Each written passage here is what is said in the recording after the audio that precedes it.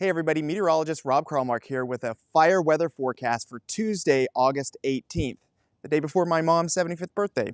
Okay, so let's go ahead and talk about the first thing that's obvious to probably all of your eyes. Look behind me. You see that sort of orangish hue to the sunlight? That's something that tells us that we've got a lot of smoke in the air. Now, it's going to be different depending on where you are. In my specific location, in the morning, there's not very much wind, so it's a lower elevation. So all that smoke tends to billow down and just settle in the lower elevations. Now, once the wind kicks up, it'll actually lift it up and the air quality could get better. But remember, where the fires are, the closer you are, and if that plume is aimed at you, you're going to get a direct hit and your air quality could be fine, and then within an hour go to hazardous. So let's go ahead and take you through all the different things that I'm looking at. First of all, we've had literally dozens and dozens of brand new fires start almost all by lightning within the last 24 to 48 hours. Those are all the purple little squares there.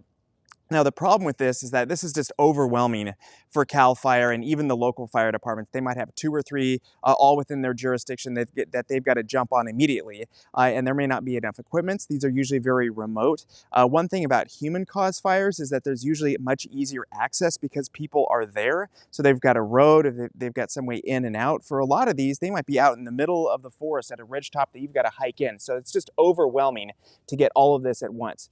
This is the coastal range. This is the Northern Sierra. This is the Lower Sierra, the Higher Sierra. This is a whole bunch all at once. So it's basically completely surrounding the valley. The last time I've seen something like this was July 2008 when we saw hundreds of fires break out in one day, all due to lightning. So let's watch the wind. That's your number one factor as far as what's going to happen, because there's 2 positives. Number one, we do not have a red flag warning today because it's not going to be as windy and as dry that you would need to get something like that. However, it's still going to be breezy, and that's certainly going to fan the flames. All of these fires should grow over the next day or two. But not rapidly, and I don't think anything's going to completely take off. So you have a weird situation where you don't have one big dominant fire creating all the smoke for a whole region. You have dozens of fires. It all adds up to basically the same thing, is that everyone will be affected by smoke in the coming days.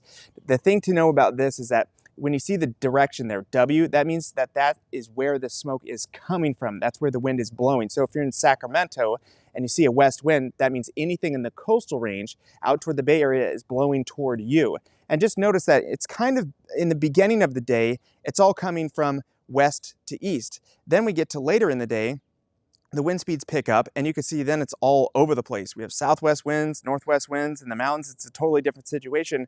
But the reality is this. It's going to swirl around, and there's so many fires blowing, and the wind is blowing in so many different directions that I think smoke just becomes an overall regional problem in the coming days. Again, the good news, no red flag warning, and also we don't have any big dominant fires, but we do have a bunch of little ones, and that can be overwhelming for fire departments all across the state. There's just too much to get to. The winds calm down overnight, so you may think, okay, well, that's great for fire weather.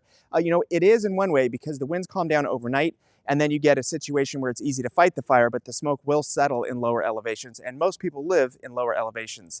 The other thing too, as you see the numbers scroll by, is that it's going to be a hot day today. Maybe it's not wind dominated, but fighting fires. Do you want to fight a fire when it's 104 degrees with all your gear? That is going to be another very difficult physical part of these fires, is that there's a lot of them and they're difficult access. Usually steep, rugged terrain, as we've seen. It's not the valley floor. It's almost always with higher elevations, and it's going to be really hot and kind of muggy, a little bit more muggy than it usually is. So here's one final thing that I want to get to. The dense smoke is going to be very thick north of 80 to about the Oregon border. There's just so many fires that are going to settle in here. And with the wind direction today, they're easily going to take visibility downhill in a hurry, which means we're going to be looking at lower visibility down to a half mile or less at times, and also the potential for hazardous smoke. That's the purple air that everybody talks about. We saw that with various big fires over the years, but that's the spot I would watch for something like that during the course of today. But I'm concerned mostly about tomorrow morning.